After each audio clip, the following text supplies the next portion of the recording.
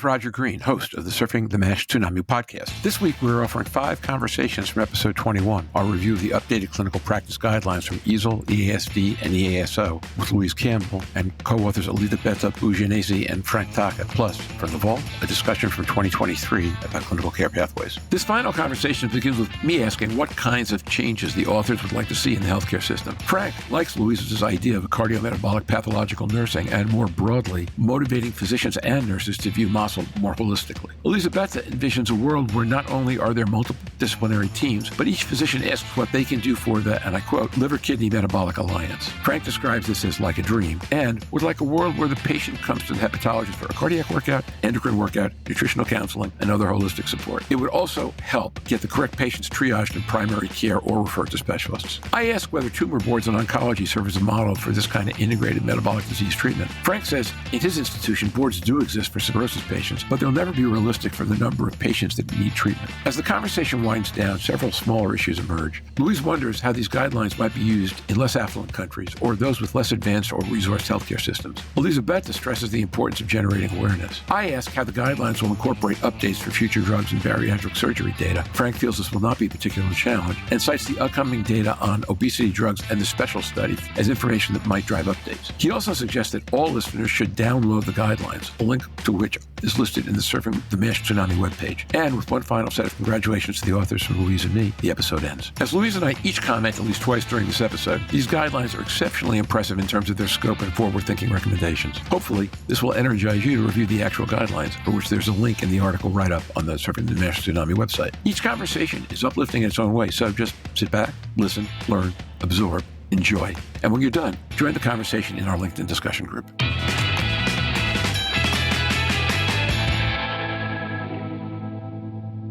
I was going to ask what has to happen next. And part of that is what kind of adjustments would you like to see in the healthcare system and how we think about it today? And that's one piece of that. And then I'll get to the second half of that question after we answer the first half of that question. Okay. What do you hope to see next, either in terms of people in current roles behaving differently or creating roles to solve the problems that we're addressing here? Elisabetta Bugianesi. Well, I would like to envisage a multidisciplinary team, of course, but also, what can I say, a cardio, liver, kidney, metabolic alliance. We need to fight these non-communicable diseases together because it is ineffective to study the patient one by one, the hepatologist for the own part and the nephrologist for the kidney and hepatologist for the liver. So we should build up an alliance and define together new pathways of management and therapies who really would improve the whole health of the patient, not just one organ or one tissue. Frank Tacke. Yeah, I think, Elisabetta, what you described is really a dream, that a patient comes, no matter whether he or she comes to the hepatologist, he gets like a cardiac workout, an endocrine workout, a nutritional counseling, and so on, everything in a multidisciplinary setting. I think it would already be a huge advantage. At the moment, if I think, how do patients end up in my clinic, I would say it's completely random. So sometimes it's like an elevated gamma GT, and the patient then says, well, should I accept it or not? And then maybe the general practitioner says, okay, I refer you to somebody who takes care of that. And sometimes you diagnose a cirrhosis. Sometimes I diagnose an HCC in a non-cirrhotic liver. And sometimes it's a very mild disease with a completely normal fibroscan and really no particular risk. And if we could at least streamline the clinical care pathways, that everybody who takes care of an individual at risk for diabetes or with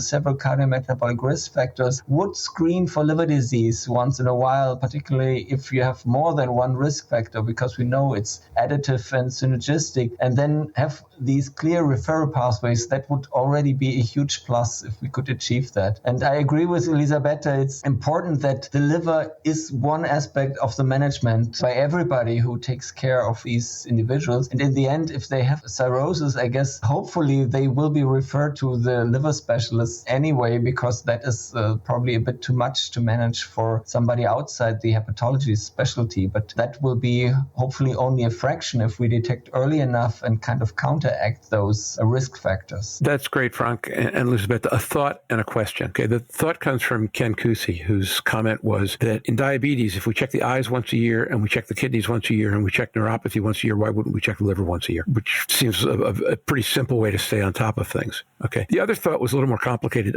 Having had some experience recently with cancer and tumor teams, I'm struck by the idea that groups of multiple disciplines get together once a week at an oncology center to figure out holistically what to do with each patient. But there are far fewer patients with cancer in any one cancer center than we're talking about here. So I'm wondering, is that an appropriate way to handle patients with cirrhosis? Is that an appropriate way to handle patients once they hit some threshold of risk factors, whatever they are? Or is that just a little too idealistic to think we're ever going to get to? Or is there a fourth option? I mean, we have those cirrhosis boards in the pre-liver transplant setting. And of course, there, like all aspects of the individual's health is being discussed at great depth and very meticulous, granular examination on all aspects of health. I'm not sure it's realistic for like the whole population of maybe even advanced fibrosis, because there are just too many. I think if we can come up with clear guidance on the management, that would be already a huge advantage, and identifying this silent population of individuals with already advanced fibrosis, or in a really high risk situation of developing this, would be very, very useful. And maybe technology will help us. Maybe at some point, I don't know, sequencing the whole genome will be €100 or so, $100. Then we may be able to identify more factors that would give us a better perspective on individuals' risk, or maybe pathways that we could also target therapeutically. Interesting thought. Elisabetta, anything to add? Louise Campbell. No, I'm excited to see how places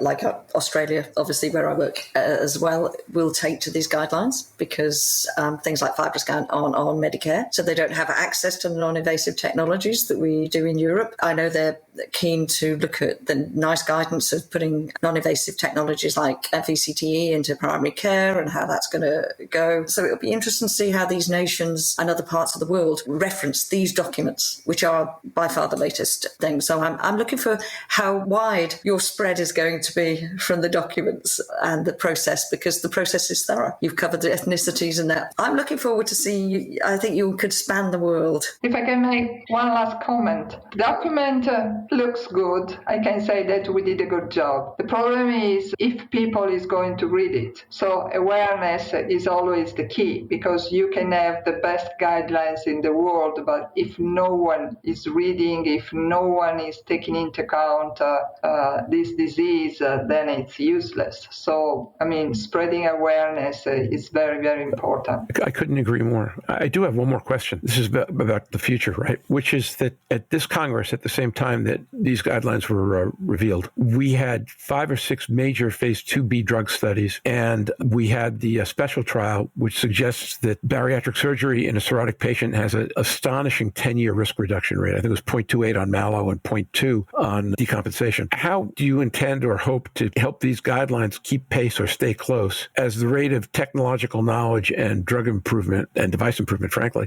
just amplifies and gets faster and faster and faster? How do you see that happening? Yeah, I'm not too pessimistic, because in the end, to recommend, for instance, tirzepatide or survodutide as a MASH-targeted therapy, we would need the phase 3 clinical trial data. I think there is no other way that this would get approved based on the phase 2B study that we have seen. So we have already, I think, implemented a lot of words that open the door quite wide, that we say, okay, if you have a reason, an indication like type 2 diabetes, obesity, to prescribe co-agonists or GLP-1 receptor agonists, do it in the patients, but don't prescribe it as a MASH-targeted pharmacotherapy. Regarding bariatric surgery, I think we already recommend this in class 2 and 3 obesity, so BMI above 35 or BMI above 40 in the population of MASLD, that it should be considered. For the cirrhotic population, I think our recommendations are also quite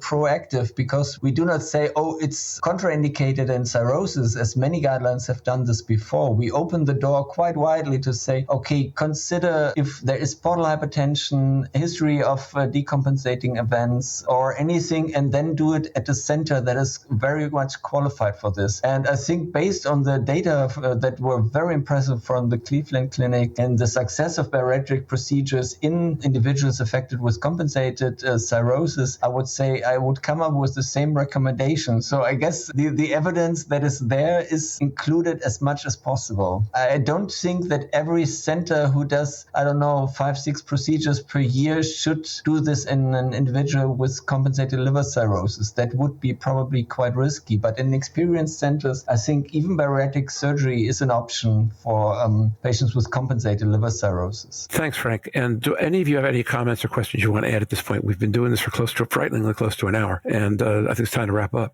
I think very important, if you want to download the guideline, go to the Journal of Hepatology website and download it. It's for free. It's open access. So we have been talking about it for quite a while. There's also an app by EASL where the guideline is implemented. I think that the document is a PDF. You can download it. Yeah, and feel free to do that. We will actually have the link to the article in the write-up when we put this podcast up. If you send me the description of the EASL app, I'll put that in the write-up also as well. Because I agree, we would like to see these distributed as widely as possible. That's why we wanted to make sure to do this episode so that we could help. Congratulations on an amazing piece of work, folks. As I say, Louise and I were smiling at each other, virtually grinning like idiots as we were going through this. The moment that hit us was resmetirom, and then we went back and thought about it and said, boy, it's all that good, isn't it? So congratulations. Really fantastic. And I look forward to having both of you back on the podcast for other subjects in the years to come. And now, back to Roger.